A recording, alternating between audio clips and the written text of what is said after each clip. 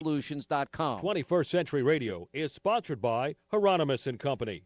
Now more of 21st Century Radio with your host, Dr. Bob Hieronimus. I am a human. Well, I am a child like her. And if you look into my eyes, deep down there's a light. I'm not a Christian. I'm not a Muslim. I'm not a Jew.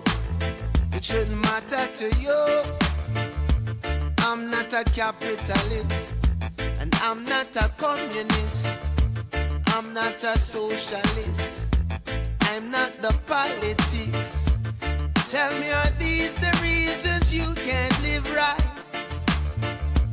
I am a human. Well, welcome back to 21st Century Radio. I'm your host, Dr. Bob Hieronimus, our executive producer, research assistants Laura Corden, our engineer is Anita Brockington. You're listening to a very dear friend of ours, Ziggy Marley, singing I Am a Human. He created this song and gave it to the world for free.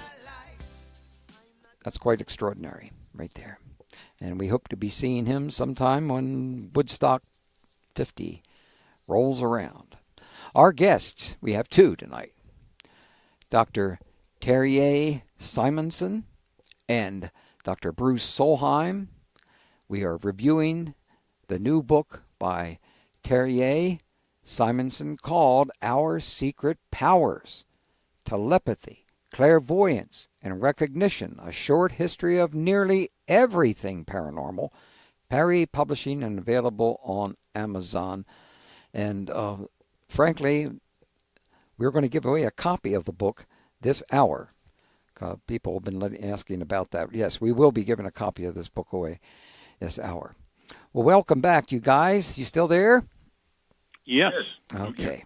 What have you ever heard of Ziggy Marley? Yes. Oh, yeah. Oh, you have? He's the son of Bob, isn't he? Yeah. Yes, and indeed. Son of Bob Marley, yeah. The son of Bob. Bob and Rita, I think. Yeah. We interviewed his entire family, the Marley family, and then we had have a relationship with Ziggy and a few of the others there. Now, back to what we're supposed to be doing here. Ceremony. I think after that, let's see. Now, there it is. Is it possible, and I believe it obviously is, to develop and improve on one's paranormal abilities? What do you say, Terje? Yes, I'm quite convinced. As I said, I mentioned I will not do advertisement for that, but TM has always claimed that transcendental meditation, very famous is also the Silva courses and also the traditional, esoteric schools and orders. I have a little thing for an order called Servants of the Light, and they have courses where you can train to develop this kind of abilities. But very often, for instance, two American psychics I interviewed, they told me that they got their abilities improved after, or even, activated after a personal crisis, where one was hit by a car, and I think she was clinical dead for 11 minutes or so, and then the other was very close to drowning. So when you somehow get shocked out of your normal, ordinary perception of reality, chances are that, in fact, the floodgates to the mental internet can open. That's not an ideal way, perhaps, but it's lots of stories about that in different traditions. Also, very famous Scottish healer Bruce McManaway. He told it was during Second World War. It was kind of a shell shock, and then suddenly he felt he could heal his wounded the fellow man, and he was able to continue with that process after the war and became quite famous healer. So somehow you have to alter your perception of reality, and that can go via a slow process. I would recommend meditation and that kind of relaxation, or it can be dramatic via a personal crisis. Of course, also psychedelics can I should of course not try to teach Bob something about that era, but the hippie era, of course, had lots of experiences of that kind where you expanded your consciousness via psychedelics. Well, you can certainly see that, especially almost 50 years ago at Woodstock, in which you had 500,000 people, and you didn't have any fights, you didn't have any shootings, you didn't have, if there would have just been one of those beer, whiskey, and wine type of things, there would have been a war. Because, why? Because there was no food, there was no water, there was just one big problem after another with the rain. And under normal circumstances, especially with the kind of people that are in the presidency at this time, that would have been a minor war. Instead of what it turned out to be is they lived along, whether they knew it or not, the Aquarian ideal, which is we are one people on one planet kind of concept. And that was a major step in the direction of consciousness for this country. But, obviously you can slip a lot back into. Did you have anything to add to this, Bruce? Well, I really like what Terje said, and I can just speak for myself. I've always been kind of a lightning rod for the paranormal. So, once I had that experience at age 4, it just opened up the floodgates for me, the gates of perception, and that angelic experience. And my mother was psychic, so there was a genetic component to it too. And her mother was a healer and a herbalist on this remote island up 200 miles above the Arctic Circle, and so there's the genetic element to it as well. But I think the main advice I would give somebody who's interested, is just you kind of have to. The idea of meditation is very important, and you can modify the meditation. You don't have to necessarily do traditional. I do walking meditation, which helps me an awful lot. That's when I make a lot of connections. Is when I'm walking, and I put headphones on and I relax, and it's a relaxed focus that gets you there. And I get out of my own way and just let what comes in come in with precautions. I don't just let anything come in, so you have to have your spirit guides help you. But that's basically how I do it. And the main message I get, like the message at Woodstock, is the message of love. That's what I hear from all my spirit friends, the spirit guides, is it's all about love. All these other things that we worry about, that we're so concerned about, it really just comes down to love. When I had to do a little traveling through the United Kingdom, and then over into Europe, and that's one of the things that I heard so positively from all of the people when they found out that I painted a bus that went up to Woodstock, and that became a world icon. Literally in almost every newspaper in the world it was covered, as well as the television, etc. And the key to that bus literally was love, actually. Yeah. I think it's extremely important that we get more and more involved in uniting people rather than separating them, which unfortunately is what's been happening here in this country. And this country is leading a whole group of other countries doing the same thing. There are others around the world that are doing the same thing that our president is doing. Pretty bad boys out there, but it's catching up with them. And as a matter of fact, I think that's we only have maybe 6 or 7 more months of this insanity here in this country before things start to move in a very positive direction. Okay. Oh, I'm sorry to get into that. I apologize. Now.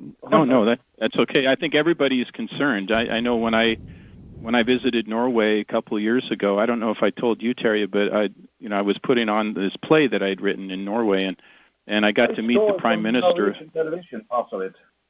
Oh, you did? Okay, yeah. And I met with the Prime Minister of Norway because I knew her when she was a young woman and was just started in the Parliament. And I was doing a women's conference, and she was a guest speaker, but that I had put on up in Seattle. But anyway, she was very concerned about the election, and that was just before President Trump was elected. And I assured her, I was wrong like everybody else. I assured her, I don't think he'll win. I'm pretty sure it'll be Hillary, but. But she was very concerned at the time.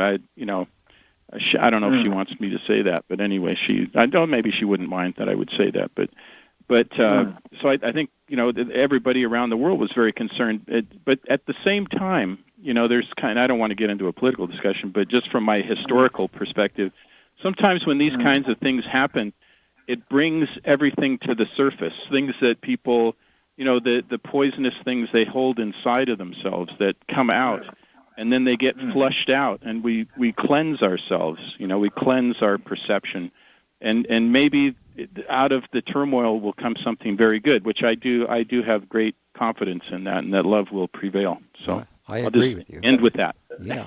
Just give a philosophical perspective on that. The traditional philosophy of Hegel, a German philosopher, he said it's the development in the historical process of thesis, antithesis, and synthesis.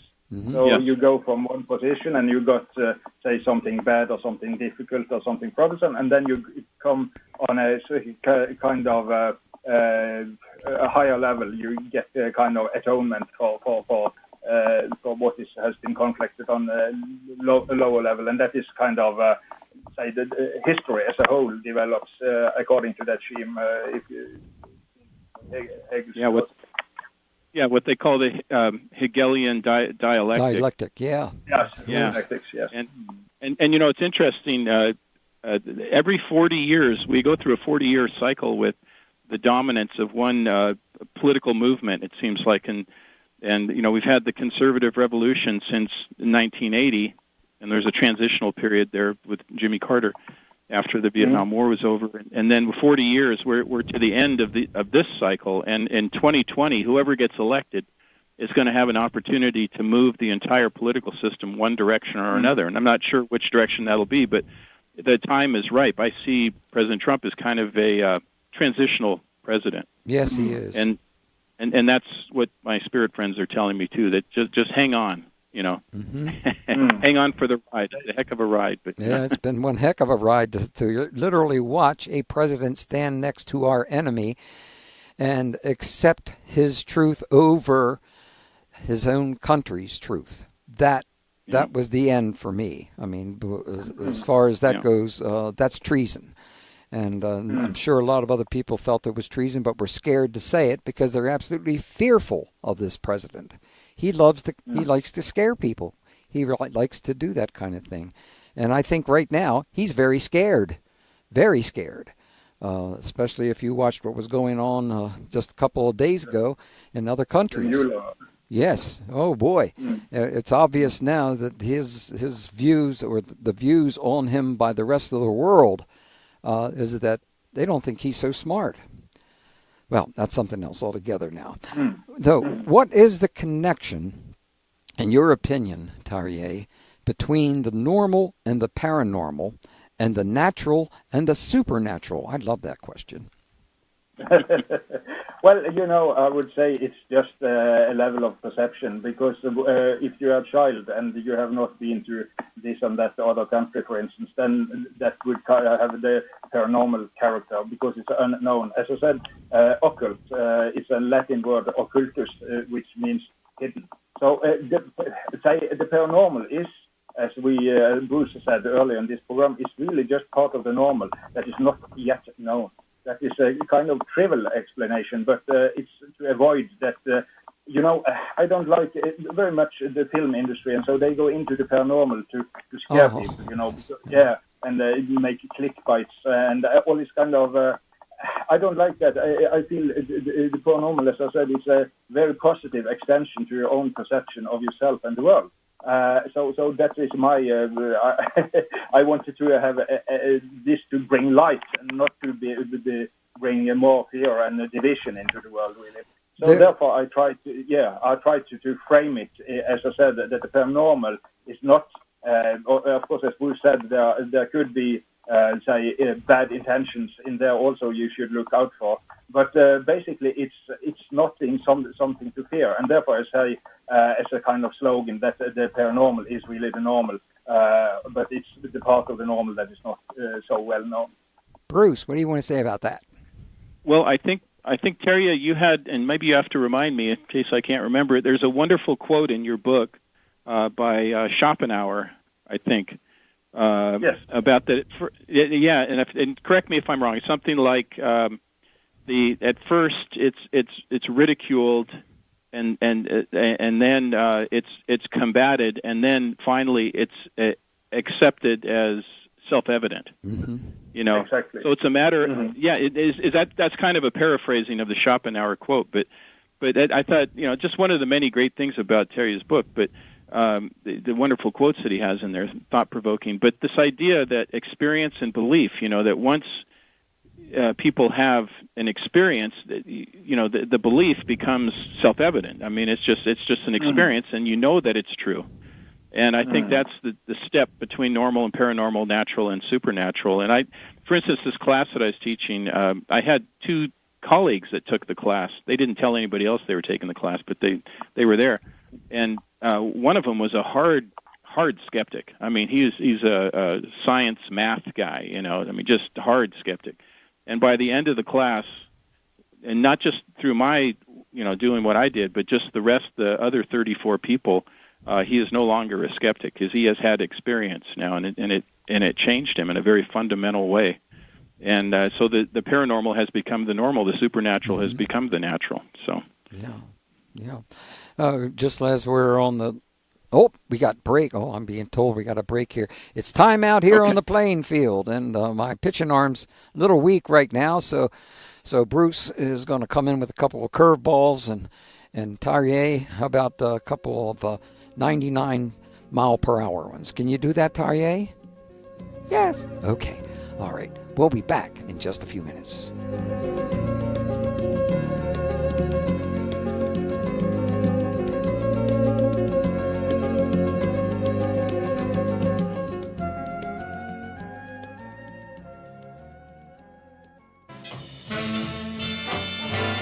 Well, we're dropping back a little part in history right now. Would you like to win a free copy of the book that we are talking about? Our Secret Powers, Telepathy, Clairvoyance, and Precognition by Terje Simonsen, courtesy of Paris. I think that's P-A-R-I, so I guess it's Paris Publishing. If you know the answer to this hour's trivia question, you will win that book. Do you know who my final guest was the last time I hosted 21st Century Radio? Just tell us the name of our final guest the last time I hosted 21st Century Radio, and you'll be our winner, and you need to qualify. And of course, the usual stuff goes. If you send us $500 right now, you win right away. Or maybe, if not, you can guess the correct answer and win at the same time. If you know the answer to this hour's quiz question on 21st Century Radio and you have not won from us in the last 60 days, call in now. 410-922-6680. That's 410-WCBM-680. First with the right answer wins. Prizes are available for you to pick up at the WCBM studios in Pikesville after Friday of this week. Winners have 60 days to pick up the prizes and must wait 60 days before winning another prize from 21st Century Radio. Good luck. Hello, I'm Dean Radin, author of Entangled Minds, and you're listening to 21st Century Radio with Dr. Bob Hieronimus. There's Brother Dean. He just stopped by for just a minute. Actually, for 2 seconds. That's all he's been. Not much time. Our guests, of course, are Dr. Bruce and Dr. Terje, and we're reviewing the new book by Terje Simonsen called Our Secret Powers, Telepathy, Clairvoyance, and Precognition. Do you think we want you to buy this book? Of course we want you to buy this book. It's an important work. And any person out there that purchases a copy of this book and can prove it, then you can choose any book that myself and my wife has ever written. Or we have books that go back 30 years from our guests. So if you know some of our other guests that you're interested in having their copies of their book, just buy a copy of this book. And if you do, then you'll have a receipt that'll prove it to us, and you can choose what you want. Okay, you guys still sitting up straight? Yes. Oh, yeah. No, that's a... Oh, yeah. All right. What is the No. How have phenomena such as telepathy, clairvoyance, and precognition influenced your own lives? Terje, you want to start with that one? Well, it's not as dramatic as Bruce. It's more like haunches. For instance, writing this book and where to apply for scholarships and who to contact and that kind of things.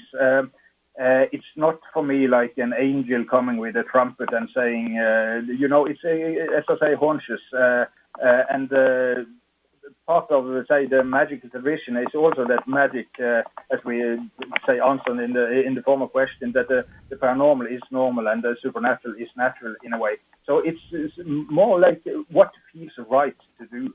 And I feel it's giving guidance in my everyday life. Of course, there's great perspectives also beyond these lives and the spiritual and perhaps the cosmic evolution and all these kind of things. But in my day-to-day life, it's, as I say, I feel I make better decisions on, say, mundane matters and in trivial situations. That it sounds perhaps a bit too simple and so, but that is the main thing. But of course, it's a great philosophical interest for me also, because, for instance, if telepathy is real, which I am not only convinced of, but it is real, then it says something about space, of course, that the normal philosophy will not tell you. Some branches of quantum physics will tell you that space is not real or absolute in that in say conventional sense, but it's a very philosophical, interesting. It has expanded my horizon more or less. What is called infinite in a way. But so let's sum it up into it's the day-to-day work where I feel I get better guidance from my intuition, and it's also kind of reformulated my view on the world. Yes. Mm-hmm.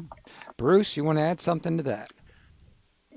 Well, it's kind of interesting how Terje and I work together. He's written this book, which is really should be a textbook in any parapsychology class. It was he had a really glowing review from Dean Radin, Dr. Radin, and it really should be a reading in any psychology class too. I think he's serving as an academic bridge from the paranormal world, with what he's brought together. So it's a tremendous undertaking. It is a tremendous book.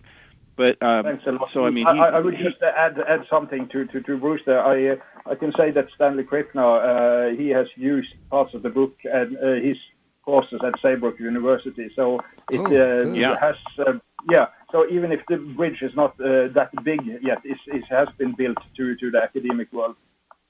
Oh, that's terrific. You have constructed the bridge, yeah. So that, and my thing is just I've had these experiences my whole life, and even though I am an academic, I was kind of afraid to because of the reaction. I was afraid to publish my book, and then 2 years ago, a dear friend of mine died, also a Norwegian American, and he came to me in a vision and convinced me to publish my book, Timeless, a paranormal personal history, and he even gave me the title, and he encouraged me to do it, and that gave me the courage to do it, and it's been well received, and everything's working out great. And I met Dean Radin, I met Terje, and now I met you, Bob. Yeah, well, I'm not so on the radio. Yeah, I'm kind of. You're a big part of history. Well, I never thought of that. Oh yes. Yeah. Well, that's nice to hear for sure. Now, are there dangers? Are there dangers involved when engaging with the paranormal that people need to pay heed to? Shall I start? Oh, of course, yes. It's your book. Okay. Yeah, go ahead. Yeah. As I said, with this Christian Youth Club, somehow I think if you bring fear to a place, then there will be fear in that place in a way. So the fear can often be projection because of the unknown. You know, it's like the shelf where they can hide monsters when you are 5 years old or like that, you know. So also the paranormal, because there's so much unknown there, you can project all your fears there of the different kinds. When that's said, of course, what I put a weight of stress on is intention. That is kind of the Buddhist tradition. The Buddha said, intention, intention, intention. If your intentions are good, I think that will protect you wherever you go. If you then go into, because what is really the problem is your ego. You see that in the gurus. For instance, they might have some abilities for healing or for telepathy or for channeling wisdom or whatever, but you know, suddenly they start to exploit their followers sexually or financially or something because their ego gets in, and then what is neutral or even good phenomena suddenly turns evil. So I think if you somehow protect your intention, and as Bruce said, for instance, ask for guidance from a higher power, or just ask for the greater good to happen also, I don't think you should be afraid. But you should listen to your intuition also there, because, as I said, when the ego mixes in, and that also will twist your visions. That's so strange. I could tell you lots and lots about that, because I have checked with many psychics. And, of course, they are only just human beings with their prejudice about the different things. And you can see how their prejudice twist their visions about certain phenomena. So it's very interesting to see that somehow it's your ego that gets in your way and screws up things. So if you ask to have a pure spirit and have a good intention, I think you cannot go very wrong. Oh, okay, great advice. Hey, Bruce, you want to say something to that? I totally agree with what he said. You really have to get out of your own way. In other words, your own idea of self-importance. It's what you're doing that's important, not yourself that's important. And there are evil entities out there, and they usually strike at your weakest moments, but they like us to believe that they're more powerful than they are, when really you have to invite them in, and it's through that tremendous ego that people have that would allow that to happen. And in terms of religion and stuff, I had a couple of people that say, this seems like sacrilegious what you're doing, and then I had a friend of mine who was a guest speaker in my class, my paranormal class, and he's a former minister, and he became a philosophy professor, but he had a great title for his talk. It was called, If God Isn't Paranormal, Then Who Is? which I thought was a great. It's a great quote. It's just a tremendous quote. Yeah. Well, of course, and it's true. I mean, yes, indeed. It very much is true. Yeah. We've not said anything about prayer, but I would like to touch on that a bit. Do you have any opinions in this particular area, Bruce, in regards to the importance of prayer? Oh, yeah, I pray several times a day, and I pray just before I go into my meditation. I pray, before, for protection, for guidance, and so I definitely believe in the power of prayer, and manifesting positive things. Like one of my spirit guides said, my friend Gene, the one who inspired my book. I asked him, I said, because I ask naive questions sometimes. I said, well, what's going to happen in the future? And he laughed. And I said, why are you laughing? And he said, because you already know, because you manifest it. Oh. So in other words, we have responsibility. The prayer, yes, we pray for guidance and light, but we have to do the hard work. I like that, pray for guidance and light. And then we manifest the future. So and that's whether it's a nation or a person or the world itself, we will manifest it if we work hard enough towards, working on the side of the light, as I like to say. Well, on the bus that I painted that went up to Woodstock, the largest symbolism that I'm using is at the very top of the bus, and I know you haven't seen it, but is pray, P-R-A-Y, because I believe that through prayer, that is speaking with the big dudes, and meditation is listening to them, learning from them, but service to others seems to be really the key of helping others without ego, without attachment, but to lend a helping hand wherever it's needed. And I sure would wish that some of the younger people would get involved in that kind of thing, because I'm particularly concerned about the elderly in the future, who, when we have these kind of problems with our weather, which are going to continue, they need to be looked out for. And you know, unfortunately, that's not enough of that is happening and helping them. I'm sorry to go off in that direction, because I know that wasn't part of it, but prayer, I do believe, is really key to consciousness. And of course, the ego getting in the way, that's something else altogether from that standpoint. Do you have anything to share with us on that, Terje? No, I used the word intention, and that would also, you know, because prayer, at least it's often one thing of that is being by words, but it somehow can just be, say, a friendly thought, that a good intention in itself is a kind of prayer. So what words we are using on it, I think it's, I like to use the word intention, because it can be with words, but it can also be without words. It is, and as I said, the limitations of the ego when you want to transcend that and be of service to the greater good, you know, and if you do it by singing, by dancing, by words, by meditation, it is the basic intention behind it. It drives the work, really. Intention, yes. Now, is there a conflict?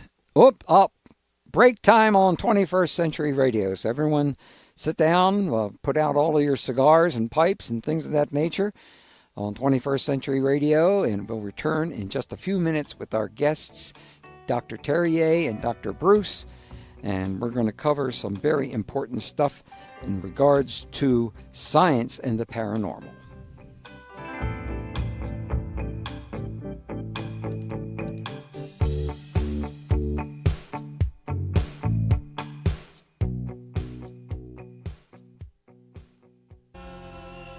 Hi, this is Stephen Schwartz, and it's a pleasure to be here tonight talking with Bob Hieronimus on one of the most exciting radio programs that I know in the country. 21st Century Radio is really a place where you will get good information from things that matter in your life and that will give you an insight into who you are and why you're here.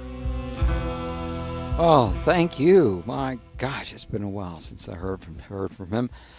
Welcome back to 21st Century Radio with our two guests, Dr. Terje and Dr. Bruce. Our secret powers, telepathy, clairvoyance, and precognition, a short history of nearly everything paranormal, Parry Publishing, and available on Amazon. And you can search Facebook for Our Secret Powers or visit Dr. Solheim's website, www.bruceolave,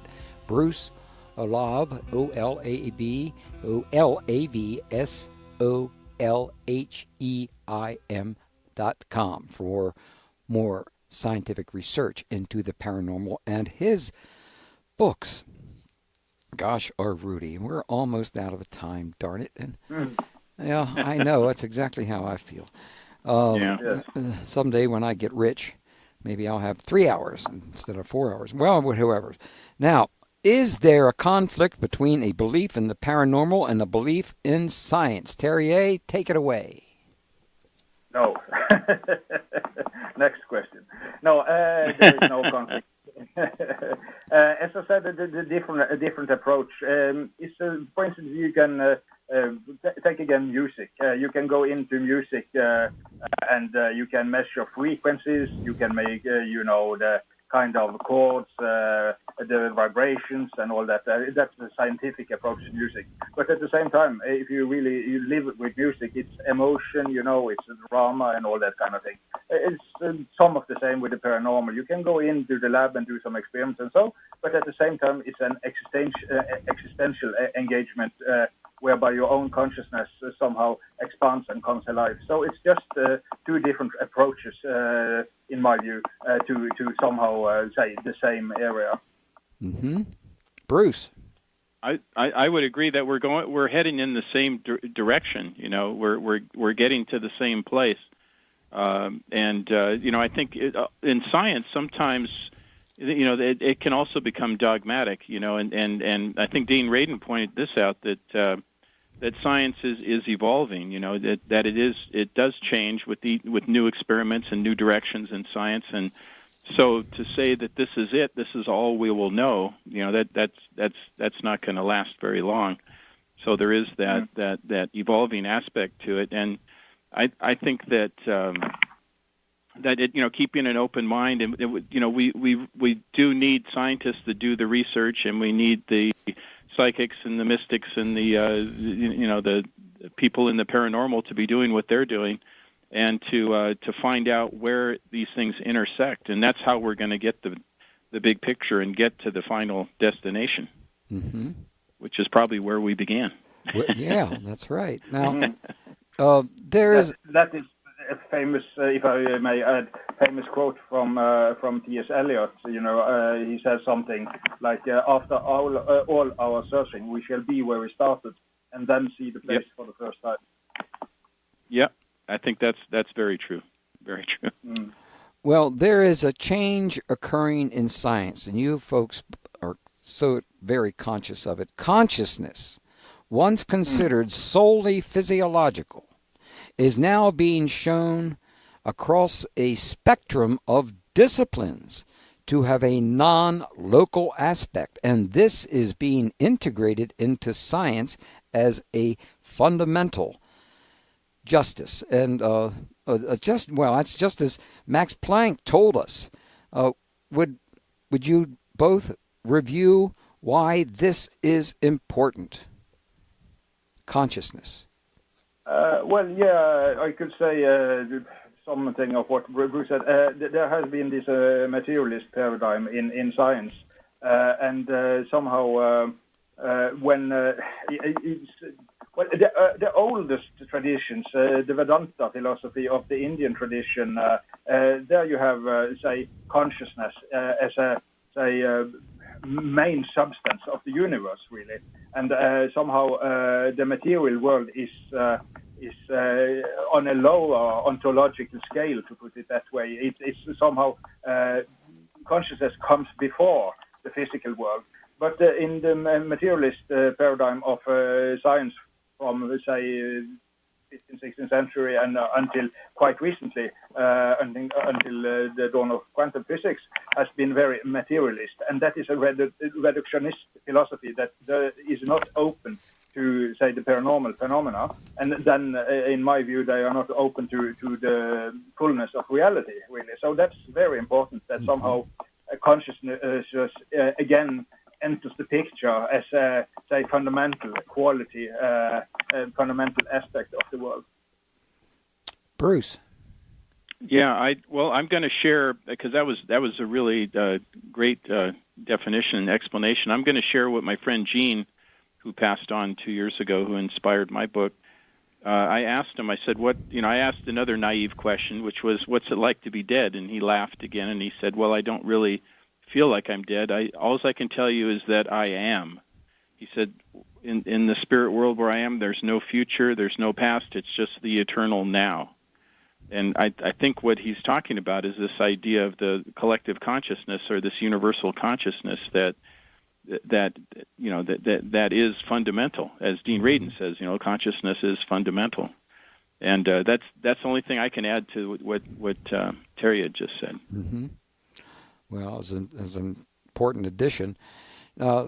Terje, your position is that although many frauds have been perpetuated in the history of parapsychology, you believe this field of study has been unfairly stigmatized. Would you please elaborate on that, please? Well, that is a quote, in fact, from the book, and where I quote Sam Harris. Sam is a very famous skeptic. My point by quoting that from him, there was even the most skeptic or even hardline skeptics can be open to the paranormal per se. Because what many people, when they discuss my book, or at least people that has not gone very deep into that, they say, "Oh yeah, but I saw this TV program where there was a stage magician. He did all the same tricks as the psychic did, and all that kind of stuff. And I met this fake healer once at a kind of fair, and he claimed he was, from directly sent from God, but he didn't heal me at all." And kind of, there are always people, they're fraudsters, and they're what I call honest liars. People meaning well, but they don't really deliver. They deliver much with their grains of gold. So that is, people are too much concerned about, say, human frailty in this. And that will be, everybody can make mistakes. And if you go back to this baseball again, or that should be Bruce using that metaphor. But okay, even a good batter will not hit the ball every time. Will he, Bruce? No, if you hit it 3 times out of 10, you're very good. Very, very good. Okay, yeah. So even if there's a professional psychic with good intentions, he or she maybe have errors sometimes. And so people are much too much into, say, the human frailty and what the Romans said, errare humanum est, it's human to make errors. But that does not denounce the phenomena in themselves. They are very real, but the representation of them can all be, tainted with both fraud and frailty and faultiness of every human kind, to put it that way. So, because as I said, as an argument, people very often come up with those kind of fake healers and everything, and so close themselves down to real healing or real clairvoyance, and it's just kind of I don't want that to happen. No, I don't either. Well, the indigenous people seems in general to be more open to the paranormal than us Westerners. Is this because of superstition, or are there other reasons? Well, as we discussed earlier in the program, which both Bruce and me agreed upon, they're more quiet lifestyle. It's like if you are in the middle of a rock concert and there's a person secretly playing a piccolo flute in the middle of that rock concert. How big are the chances you will hear that piccolo flute? Not very big. But if the band suddenly stops playing, then you will immediately hear the piccolo flute. So it's because of the noise of urban life and also the mental noise, say from the electronic internet and our modern life. Really, somehow there are very subtle impressions. Many of those kind of paranormal telepathy and clairvoyance, for instance, very subtle, and therefore they often tend to occur during dreaming, because then you are very quiet and are more open to, or say, not that much disturbed by your day-to-day noise. So I think that is the main secret. And also, of course, they have traditions for those things that we have lost. If you go to, for instance, the Sami people or even the Roma people, they have strong traditions cultivating these abilities. And I know also some other indigenous cultures have, probably Native Americans also have had cultures long for cultivating this. But if you go to normal Western modern school, you will never learn about how to cultivate your, say, clairvoyant ability, That's very true. Okay, if you go to Bruce College, you will learn it. Yeah, there you go. Yeah. Well, we only have a few minutes here, and this is a very important question. When we pass on, when the physical body passes on into spirit, what happens? Bruce will take that one. Yeah, Bruce. Yeah. Okay. Well, my spirit friends told me that we have a spiritual component, and we, spirit body, which is not really a body, but just the spirit energy, I'll say. And then we have our physical bodies, and our physical bodies do die, but our spirits do not. They are eternal. They are the eternal now. And I think that there is reincarnation, and there is what I call forks in the road of time, where we split off into different dimensions. One dimension we die, the other we continue on, but at the same time, there's this spiritual part of us that is separate, and that's who when I'm speaking to my friends in the spirit world. I'm talking to their spirit selves. But they have already manifested themselves in other dimensions in a physical form, which they are also aware of. So it gets very, very complicated, and it gets into actually some quantum physics there at a certain point. The Schrodinger's cat and all that stuff. But so that's the way I see it, and it's and so when I'm communicating with them, I have to enter that. I have to meet them halfway. They have to come down to my level. I have to, go up as far as I can to try to connect with them. And it's like an old-fashioned television set or radio, trying to dial it in, get the frequency. Sometimes you get part of the message. Sometimes you get very clear signal. Sometimes you can't get it at all. So, is there any? I'm sorry. No, go ahead. Is there any reason? No, we don't have enough time for that question. The question I was going to ask was, is there any reason to fear death? No, there's absolutely no reason to fear it. But that doesn't mean we should live recklessly, because we have a job to do. That's for sure. Yes, we have a job to do on this world and in this physical life. But no, we should not fear death. That's why I call my book timeless. Like Gene said, we do live forever. So, but we shouldn't squander those. Well, there's an old quote from Hermeticism that say that part of us that which cannot die because it has never been born. I think that's a beautiful wording. Yeah, and they were very good words to end our show by. And thank you guys very, very much. But hang on the line. Don't go running away. Laura needs to talk with you a little bit. Okay?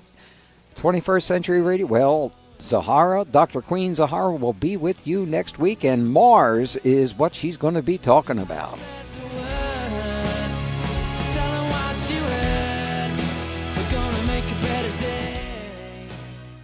Stay connected with stimulating talk and breaking news on Talk Radio 680 WCBM, Baltimore, and WCBM.com.